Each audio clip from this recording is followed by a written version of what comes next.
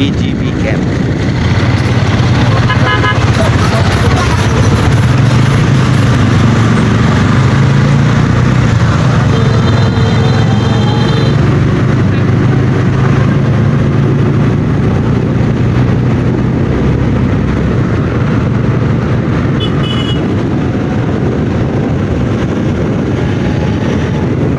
ওই যে আগুন ধরতেছে, দেখছেন? অটোমেটিক আগুন।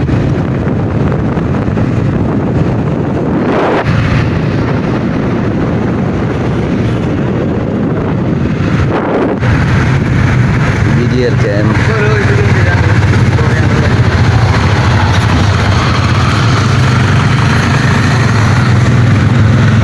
BGB camp.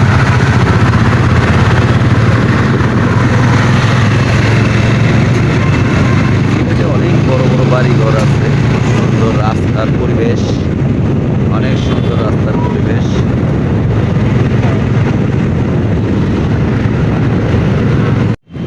সিলেট, এই সেই সিলেট। ভিডিওটিতে জানতে পারবেন তার সিলেট ভ্রমণের মূল কাহিনী থেকে শুরু করে নানান অজানা তথ্য। চলুন যাওয়া যাক মূল গল্পে। হযরত শাহজালাল রহমতুল্লাহ আলাহির পুরো নাম শায়খ শাহজালাল কুনিয়াত মুজাররত। হযরত শাহজালাল রহমতুল্লাহ আলাহি 671 হিজরি এবং 1271 খ্রিস্টাব্দে ইয়েমেনে জন্মগ্রহণ করেন। শাহজালাল শিশুকালেই মাতৃহীন হন এবং 5 বছর বয়সে পিতাকে হারান। মামা আহমেদ কবির তাকে পালক নেন। আহমেদ কবির আরবি ভাষায় কোরআন হাদিস শিক্ষা দেওয়া সহ ইসলাম ধর্মের প্রাথমিক বিষয়ে অভ্যস্ততার জন্য গুরুত্ব প্রদান করেন। পরবর্তীতে আহমেদ কবির শাহ জালালকে ইয়েমেন থেকে মক্কায় নিয়ে যান। মক্কা শহরে আহমেদ কবিরের একটি আস্তানা ছিল। সেখানে অন্যান্য শিষ্যদের সাথে শাহজালালকেও উপযুক্ত শিক্ষা দিয়ে গড়ে তুলতে সচেষ্ট ছিলেন বলে জানা যায়। এছাড়াও হযরত শায়েখ আবু সাইদ তাবরিজি রাদিয়াল্লাহু আনহু, হযরত বাহাউদ্দিন সোহরাওয়ার্দী রাদিয়াল্লাহু আনহু ও হযরত খাজা মঈনুদ্দিন চিশতি রাদিয়াল্লাহু আনহুর মতো জগৎখ্যাত তরিকতের ইমাম ও বুজুর্গ দরবেশ সাধকগণের শিষ্যত্ব ও সান্নিধ্য পেয়েছিলেন। অন্যদিকে হযরত কুতুবউদ্দিন বখতিয়ার কাকি রাদিয়াল্লাহু আনহু, হযরত ফরিদউদ্দিন শকরগঞ্জ রাদিয়াল্লাহু আনহু, হযরত নিজামউদ্দিন আউলিয়া রাদিয়াল্লাহু আনহু, হাদিস বিশারদ হযরত বাহাউদ্দিন জাকারিয়া মুলতানি রাদিয়াল্লাহু আনহু, হযরত শেখ ফরিদউদ্দিন আত্তার রাদিয়াল্লাহু আনহু, হযরত বোরহাউদ্দিন সাগরজি রাদিয়াল্লাহু আনহুর মতো যুগের দিকপাল মহান মনীষীগণের সাথে গভীর বন্ধুত্ব থাকাটাও প্রমাণ করে যে হযরত শাহজালাল ইয়েমেনি রাদিয়াল্লাহু আনহু আধ্যাত্মিক অতীন্দ্রিয় জ্ঞান তো বটেই, ইন্দ্রিয় গ্রাহ্য জ্ঞান রাজ্যের বিভিন্ন শাখায় ও বোধপত্তি সম্পন্ন ব্যক্তিত্ব ছিলেন। হযরত শাহজালাল রহমতুল্লাহির জীবন নানান ঘটনায় ভরপুর। এখন তার জীবনী থেকে গুরুত্বপূর্ণ ঘটনাগুলো নিয়েই আলোচনা করব। আধ্যাত্মিকতা। শাহজালালকে সুফি মতবাদে দীক্ষিত করাই আহমেদ কবিরের মূল উদ্দেশ্য ছিল বলে জানা যায়, যে কারণে আহমেদ কবিরের শাহজালালকে নিয়ে মক্কায় আসা। মক্কা শহরে সোহরাওয়ার্দী তরিকার প্রবর্তক শিহাবুদ্দিনের প্রতিষ্ঠিত খানকায় তৎকালে আহমেদ কবির ছিলেন প্রধান তত্ত্বাবধায়ক। আহমেদ কবির শাহ জালালকে ইসলামের শরীয়ত ও মারিফত উভয় ধারায় শিক্ষাদানে দীক্ষিত করেন। দরবেশী জীবন। জন্মগতভাবেই শাহজালাল দরবেশ পরিবারে জন্ম নিয়েছেন। জানা যায় তার পিতা ছিলেন একজন ধর্মানুরাগী মুজাহিদ।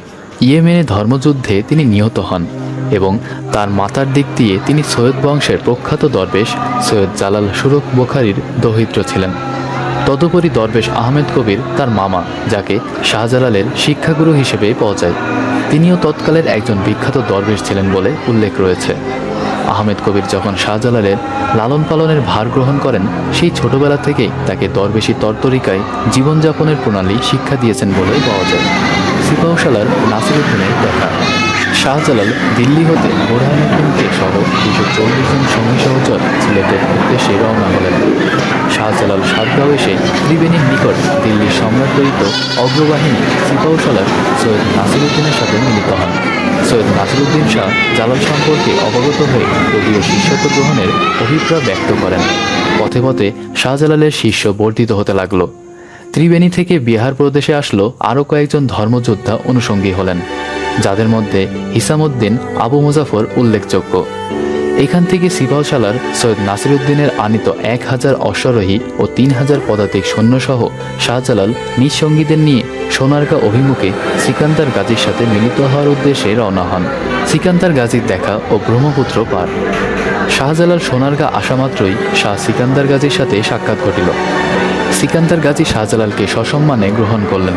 শাহজালাল তার সঙ্গী অনুচর ও সৈন্যসহ শাহ সিকান্দারের শিবিরে সমাগত হয়ে সিকান্দার হতে যুদ্ধ বিষয়ে সব বিষয়ে অবগত হন। সিকান্দার শাহ জালালের আদর্শে অনুপ্রাণিত হয়ে শিষ্য গ্রহণপূর্বক সিলেট অভিমুখে যাত্রা করলেন। এভাবে শাহজালালের শিষ্য সংখ্যা 360 জনে পৌঁছে। এদিকে গৌরগোবিন্দ নিজস্ব চর দ্বারা শাহজালালের সমাগম সংবাদ পেয়ে নতুন এ দল যাতে ব্রহ্মপুত্র নদী পার না হতে পারেন সেই ব্যবস্থা অনুসারে নদীর সমস্ত নৌ চলাচল বন্ধ করে দেয়। শাহজালালের ভক্তরা বিশ্বাস করেন যে তিনি তার শিষ্যদের নিয়ে বিনা বাধায় জায়নামাজের সাহায্যে ব্রহ্মপুত্র নদী অতিক্রম করেন। হিন্দুস্তানে প্রবেশ।